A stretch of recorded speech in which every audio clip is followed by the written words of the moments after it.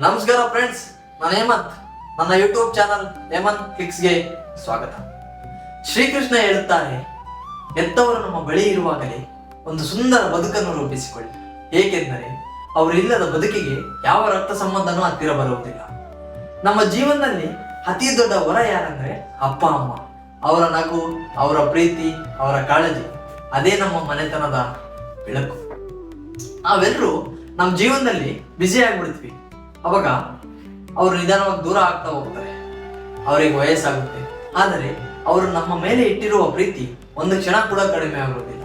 ಶ್ರೀಕೃಷ್ಣ ಹೇಳಿದ ಮಾತಿನ ಅರ್ಥ ಏನ್ ಗೊತ್ತಾ? ಹೆತ್ತವರು ನಮ್ಮ ಬಳಿ ಇರುವಾಗಲೇ ಅವರೊಟ್ಟಿಗೆ ಸಮಯ ಕಳೆಯಿರಿ, ಅವರಿಗೆ ಪ್ರೀತಿ ತೋರಿಸಿ, ಅವರನ್ನು ಗೌರವಿಸಿ. ಏಕೆಂದರೆ ಒಮ್ಮೆ ಅವರು ಇಲ್ಲದಾಗ ನಾವು ಅನುಭವಿಸುವ ತಾಪ ಯಾವ ಸಂಬಂಧಿಕರು ಬಂದು ತುಂಬುವುದಿಲ್ಲ.